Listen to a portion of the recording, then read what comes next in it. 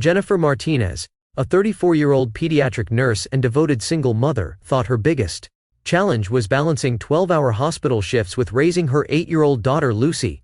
Then Kevin Richardson knocked on her door at 7:30 on a Tuesday morning demanding she remove her 3-year-old Labrador Retriever within 30 days for violating the community's dangerous breed restrictions. What unfolded over the next 6 weeks would test everything she believed about fairness, community, protection, and a mother's fierce love for both her child and their beloved family dog. Before this story begins, consider how well you really know the breed restrictions in your neighborhood and whether they're applied fairly to everyone. This happened just 18 months ago in a planned community outside Phoenix, Arizona. Jennifer and Lucy still live there today, and Max still greets visitors at their front door with his gentle tail wag and tennis ball offering. The Sunrise Valley Homeowners Association had been Jennifer's refuge after her divorce 2 years earlier. The gated community of 200 homes offered the security and stability she desperately wanted for Lucy after the upheaval of her marriage ending. Jennifer had specifically chosen their corner lot because the fenced backyard provided the perfect space for Max, the chocolate Labrador Retriever they'd adopted from the animal shelter 6 months after the divorce was finalized. Lucy had been struggling with anxiety and sadness, and the gentle dog had become her constant companion, sleeping beside her bed and walking with her to the school bus every morning. Jennifer worked 3 12-hour shifts each week in the pediatric intensive care unit at Desert Regional Medical Center, caring for critically ill children whose families reminded her daily how precious and fragile life could be. On her days off, she treasured the quiet normalcy of neighborhood walks with Lucy and Max, watching her daughter's confidence slowly rebuild as she threw tennis balls and taught Max new tricks. The dog had never shown an ounce of aggression toward anyone, earning compliments from neighbors for his patient demeanor with children who wanted to pet his soft ears and feed him treats through the fence. Kevin Richardson had lived in Sunrise Valley for 8 years and served on the HOA board for the past 4. At 52, the retired insurance claims adjuster approached his volunteer position with the methodical intensity he'd once applied to investigating fraud cases. His neighbors had initially appreciated his attention to detail and willingness to enforce community standards that protected property values, but over time his approach had become increasingly rigid and punitive. Kevin owned a muscular pit bull terrier named Diesel, whom he'd rescued from a fighting ring 3 years earlier. Despite Diesel's troubled past, Kevin insisted the dog was perfectly rehabilitated and posed no threat to the community. The morning Kevin arrived at Jennifer's door with the breed violation notice, she had been getting ready for a particularly challenging shift in the PICU. Lucy was eating breakfast at the kitchen table, occasionally dropping pieces of toast from Max, who waited patiently beneath her chair. When Jennifer opened the front door and saw Kevin's stern expression and clipboard, her heart immediately began racing with the familiar anxiety that any unexpected official visit brought since her divorce. The notice Kevin presented cited Section 4.7 of the HOA covenants, which prohibited ownership of dogs from a list of breeds deemed inherently dangerous due to size, strength, and aggressive tendencies. Labrador Retrievers were listed alongside Pit Bulls, Rottweilers, German Shepherds, and 15 other breeds. Jennifer stared at the document in disbelief, reading the words twice before they fully registered. Max, hearing voices at the door, had padded over to investigate and now sat beside her, tail wagging hopefully as he looked up at Kevin with the friendly expression he offered every visitor. Kevin explained that the breed restriction had been in place for 3 years, though it was seldom enforced unless complaints were filed. An anonymous neighbor had recently reported Max's presence, triggering the mandatory 30-day removal notice. Jennifer's hands trembled slightly as she held the paper, thinking of Lucy's attachment to Max and the stability the dog provided during their ongoing adjustment to single-parent life. She asked Kevin if there was an appeals process or any consideration for dogs with no history of problems, but he responded that the policy was absolute and designed to prevent incidents before they occurred. After Kevin left, Jennifer sat at her kitchen table reading through the community covenants she'd signed 3 years earlier but never studied carefully. The breed restriction policy was buried in the middle of a 40-page document, filled with architectural guidelines and landscaping requirements. She realized with growing frustration that she'd unknowingly violated the rules from the moment they moved in, and that Max could have been removed at any time if someone had chosen to file a complaint. Lucy noticed her mother's distress and asked what the man had wanted, leading to one of the most difficult Conversations Jennifer had faced since explaining why Daddy wouldn't be living with them anymore. The following week brought a crushing blow that would change everything. Jennifer was working a day shift when her phone rang with a call from Sunrise Valley Elementary School. The assistant principal explained that Lucy had been bitten by a dog while walking home from the bus stop and was being transported to Desert Regional Medical Center by ambulance. Jennifer's training kicked in as she arranged coverage for her patients and rushed to the emergency department, her mind racing through every possible scenario while she navigated afternoon traffic. Lucy was conscious and alert when Jennifer arrived, but the bite wounds on her right arm and shoulder required immediate attention. Dr. Patterson, the emergency physician, explained that the injuries were consistent with a medium to large dog attack, with puncture wounds and tissue damage that would require surgical cleaning and multiple stitches. As Lucy recounted what happened, Jennifer felt her world shifting beneath her feet. She had been walking Max home from the bus stop when a pit bull broke free from its yard and charged toward them. Max had immediately positioned himself between Lucy and the attacking dog, but the pit bull had gotten past him and grabbed Lucy's arm before a neighbor intervened and separated the animals. The attacking dog belonged to Kevin Richardson. Diesel had apparently broken through a weak section of Kevin's fence while Kevin was at a board meeting, something that neighbors later admitted had happened twice before without incident. Lucy required surgery to clean and repair the bite wounds, followed by a painful series of rabies shots as a precautionary measure since Diesel's vaccination records weren't immediately available. The hospital's mandatory report to animal control triggered an investigation into the attack. But Jennifer's focus remained entirely on her daughter's physical and emotional recovery. During Lucy's 3-day hospital stay, Jennifer learned details that made her blood boil with righteous anger. Mrs. Chen, the neighbor who had helped separate the dogs, visited to check on Lucy and revealed that Kevin had asked her not to discuss the incident with anyone while he handled the situation internally. Mrs. Chen had also witnessed Max's protective behavior during the attack, describing how the Labrador had never shown aggression toward Diesel, but had instead tried to shield Lucy, and then stayed beside her while she cried and called for help. When Jennifer returned home with Lucy's arm in a sling and a bag of prescription medications, she found another notice from Kevin posted on her door. Despite the attack that had hospitalized her daughter, the HOA was proceeding with the 30-day removal deadline for Max. The notice included a new accusation that Max had engaged in aggressive behavior with another community dog, referencing the incident where he had tried to protect Lucy from Diesel's unprovoked attack. Jennifer stared at the paper in disbelief, realizing that Kevin was not only failing to address his own dog's dangerous behavior, but was actually using the attack as additional justification to remove Max. The injustice of the situation became clearer over the following days. As Jennifer researched HOA law and spoke with other neighbors, she discovered that Kevin had never filed any paperwork regarding Diesel's attack despite being required by both community rules and state law to report dog bites to animal control. When Officer Maria Rodriguez from Maricopa County Animal Control finally interviewed Jennifer about the incident, she learned that no report had been filed by anyone except the hospital's mandatory reporting system. Officer Rodriguez explained that without an official incident report from the dog owner or witnesses, her department's ability to investigate was severely limited. Jennifer began documenting everything with the methodical precision her nursing training had taught her. She photographed Lucy's healing wounds, saved all medical records and bills, and started a detailed timeline of events. Mrs. Chen provided a written statement describing the attack and Kevin's request for silence. 2 other neighbors came forward privately to admit they'd witnessed Diesel's previous fence breaks but had been afraid to complain because Kevin was on the HOA board. Jennifer realized she was facing not just breed discrimination but a systematic cover-up designed to protect Kevin while removing the dog that had tried to defend her daughter. The 21-day mark of the removal deadline arrived with Lucy still recovering and attending physical therapy twice weekly. Jennifer had consulted with 3 attorneys, but the legal costs of fighting the HOA in court would exceed $20,000 she didn't have as a single parent already facing mounting medical bills. The emotional toll was devastating for Lucy, who had nightmares about losing both her security and her protector. Max seemed to sense the family's distress, and had become even more gentle and attentive, following Lucy everywhere, and resting his head on her lap whenever she cried.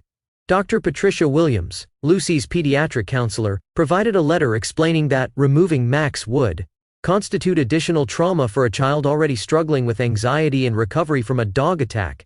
The letter emphasized that Max had demonstrated protective rather than aggressive behavior, and served as a crucial source of emotional support during Lucy's healing process. Jennifer submitted the letter to the HOA board, along with character references from neighbors Max's, veterinary records showing no history of aggression, and a formal request for an exception hearing. Kevin's response came within 24 hours, denying the request and stating that emotional support animals were not recognized under community covenants. He added that the board could not make exceptions to breed restrictions without compromising community safety, despite the fact that the actual community safety threat lived in his own backyard and had already sent one child to the hospital. Jennifer realized that appeals and rational arguments would never work with someone whose own interests were directly threatened by fair enforcement of the rules. The turning point came when Jennifer decided to attend the next HOA board meeting, scheduled for the evening before Max's removal deadline. She had prepared a presentation detailing the attack, the double standard in breed policy enforcement, and the impact on Lucy's recovery. As she entered the community center meeting room, she was surprised to see nearly 40 neighbors in attendance. Far more than the typical 5 or 6 residents who usually showed up for monthly meetings. Mrs. Chen had quietly organized support among neighbors who were disturbed by what they'd witnessed. The Martinez family's situation had awakened concerns about HOA board accountability that had been simmering for months. Residents shared stories of selective enforcement, intimidation tactics, and Kevin's pattern of using his board position to avoid consequences for his own violations while strictly punishing others. Jennifer realized she wasn't fighting this battle alone, and that her family's ordeal had exposed deeper problems with community governance. During the meeting, Jennifer presented her case with calm professionalism, focusing on facts rather than emotions despite the rage burning in her chest. She detailed the timeline of events, the medical consequences for Lucy, and the obvious double standard that allowed an attacking dog to remain while removing the dog that had tried to defend a child. Kevin responded with technical arguments about policy consistency and legal liability, but his defensive tone and refusal to address Diesel's attack created obvious discomfort among the other board members. The meeting's most powerful moment came when 8-year-old Lucy stood up and asked in her clear, innocent voice why Max had to leave when he had tried to protect her from the dog that hurt her. Her arm was still in a sling, and her question hung in the silent room like an accusation that no adult could rationalize away. Kevin's face flushed red as he struggled to provide an answer that sounded reasonable, finally muttering something about policy consistency that satisfied no one, especially the parents in attendance who were imagining their own children in Lucy's position. Board member Sarah Peterson requested an emergency executive session to discuss the situation privately, and Jennifer was asked to wait outside while the 5-person board deliberated. Through the thin walls, she could hear raised voices and heated discussion that lasted nearly an hour. When the board reconvened, Sarah announced that they were postponing any action on the Martinez case pending a comprehensive review of breed policy enforcement and a formal investigation into the incident involving Diesel. Kevin's opposition was immediate and vocal, but he was outvoted 4-1 by his fellow board members who had been shaken by the evening's revelations. The temporary reprieve gave Jennifer 30 additional days to gather evidence and organize community support, but she knew Kevin would use that time to mount his own defensive campaign. The real battle was just beginning, and the stakes had grown beyond Max's fate to include the fundamental question of whether power and position would triumph over justice and community safety. Over the following week, Jennifer discovered the full extent of Kevin's deception. When Officer Rodriguez finally gained access to all relevant records, Diesel had bitten 2 other dogs during his 3 years in the community, incidents that Kevin had handled through private financial settlements with the owners rather than official reports. Additionally, Kevin had violated multiple community rules himself, including fence height requirements, noise ordinances, and architectural guidelines, but had never been cited due to his board position. The pattern of selective enforcement and self-protection was clear and documented. Armed with this evidence, Jennifer organized a petition drive calling for Kevin's removal from the board and a complete overhaul of the breed policy. Within 2 weeks, she had collected signatures from 137 households, representing over 60% of the community. Many residents shared their own stories of intimidation and unfair treatment, creating a groundswell of support that extended far beyond Max's individual case. Jennifer realized her family's ordeal had become a catalyst for broader change in community governance.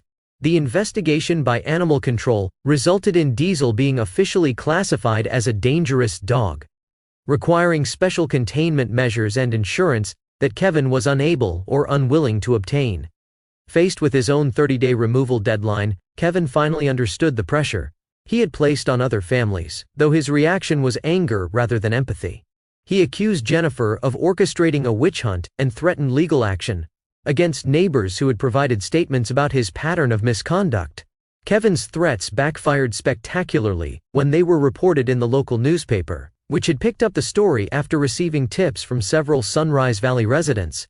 The headline, "HOA board member's dog attacks child, tries to remove victim's protective pet," brought unwanted attention to Kevin's conduct and positioned Jennifer as a sympathetic figure fighting for basic fairness.